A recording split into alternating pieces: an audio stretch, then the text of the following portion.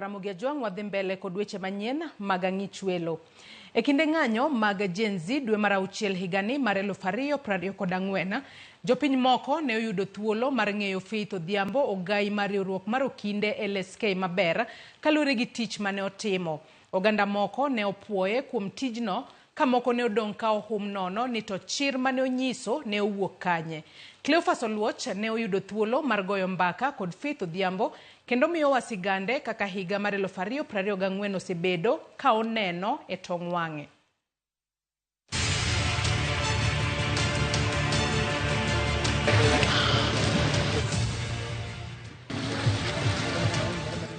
Tarik 29 dwe mar ariyo higa mar 2024, Okinde mapacho ka ne odhi e yiero kendo yiero Faith Odhiambo kaka ogai margi. En yiero mane okelo ne lokruok e ngimane kod yor tich.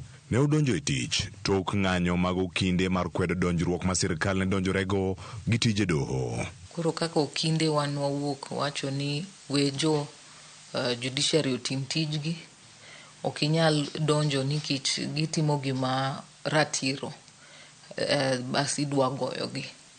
Koro kaka Okinde nwawuok matek wachung' gi judiciary. To safar mare mar yiero ne chal nade? Oleronwa kaka ne odhache chenro no kaka jachung' mamiyo kendo lek mane ntiere godo. Nen tich wuotho e Kenya te kutimo debate e TV be kuwuok radio kendo different debates gi Okinde. Nwanyalo timo mwatieko maber, Nyasaye nochung' kodwa in terms of agenda na mane naseketo. Gik moko anyalo wacho ni oyungore matin nikech nochakore gi ng'anyo mar Gen Z mane nowuok. Koro tich nobedo mang'eny, ok inyal nindo maber, igoni sim seche te. Nyaka idhi kony ji ka gi ka. Nwawuotho round, wadhi e police stations, wadhi e doho be, nyaka ibed piny be ung'i strategy kako konyo ji, utiyo gi human rights organizations mopogore. Simbe ne donjo ne Faith e kinde ng'anyo mag rowere mag Gen Z kata saa 7 mar otieno, kendo magi ne mede mana jip mar timo tije. To jopiny ne oyudo nade namba simu mar Faith Odhiambo? Normally anaketoga simba silent, lakini sechego noinga kata keto sim silent kichikia ni ng'ama rangi ka sim no kadhi ang'o madhi timore. Nikech seche mane Gen Z nochako gocho ne jotelo mar parliament mane negiketo simbe gi kila mahali e internet, negiketo X ginyiso ji ni mos. Anbe simba noket kanyo. In fact, nitie ng'at moro mane nomoso ng'isa ni ker waol kodi. Ang'ise ni an ok an ker mapiny, an ker mar Okinde. Wacho ni in ma ker mapiny. Ong'isa ni waherindi. Endelea gi tich mitimo no. Okinde ne omakore gi jopiny e kinde ng'anyo mag Gen Z mar chwalo kony ne jopiny. Kaka Okinde te Kenya, to wanyalo konyo ji. Nikech ji noyie wuok nono, ok gikwa ni ochul gi pesa, an be nokamigi gimoro amora kata transport.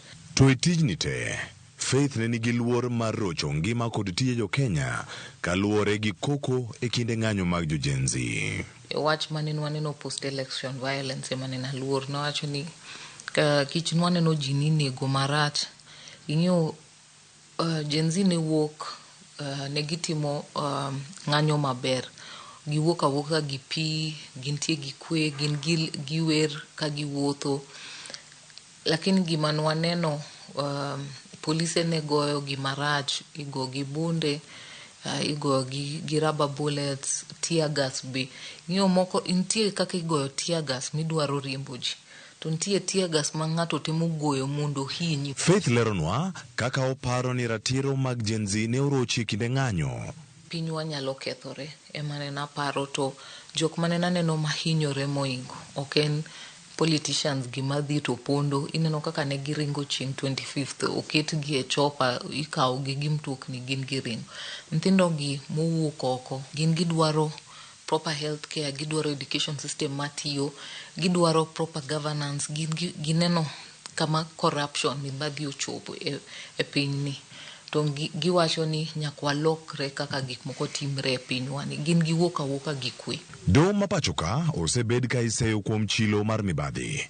E higani, Faith leronwa ni osebedo ka omedo jiwo tend doho ma pacho kae mondo mi oti gi ratiro. Adiera nitie chilo ma donje e doho kanyo ema ne wabet nyisogi, to wang'isogi kaka okinde okunyal wacho ni okubitimo investigation ni ji okelnu mana evidence unu bet. Chuni tij Judicial Service Commission, apart from timo promotions, tiju en be timo investigations mondo ng'e jok matiyo ka be gitimo gik moko kaka chik dwaro koso gitimo nyim chike. Ng'ato ok nyal, ji ok nyal complain, iyudo 10-20 complaints judicial officer achiel to wacho ni mano onge gimoro. Nego upenjru ni en ang'o momiyo ng'atni kende ema ji penjo mang'eny gi. Nego tim proper investigations mondo bi ung'e adiera. Ema nwang'iso jatelo mar doho ni koko nyal bedo piny motim tije maber, ema jo Kenya wacho ni uwuoge komno. Faith Odhiambo kaka jakom mar LSK ne odagi gwelo mane omiye e aput mane nono gope ma pacho kae kendo leronwa chung' mare. En ang'o mane odhire mar dagi gwelo mar jatend piny Kenya William Ruto? Nwang'iyo gima chik ondiko kendo gima chik wacho. Tijno nwadhi donje tich mok wanyal timo. Kata barua mane nwandiko ne ker ma piny na nwandiko ne kwang'ise ni kata ka wacho ni akaw tijni, mane kaka chik ma katiba wacho, ma ka ng'ato dhiadhia kata e court wach ni borumo. Okadwa bete task force mwadhi timo tich ma ntie mano en tich ng'ato, and at the same time onge gima wadhi timo ma maana. 3 months mondo ubet piny urang det ma piny ni te, kendo irang det mose pong' e piny ni 10-15 years ago. Mano ibo okunyal timo. To jo piny ne par Faith Odhiambo nade gi tije kako gai mar riwruok mag okinde pacho ka LSK? Jibo parane nachung' gi jo Kenya.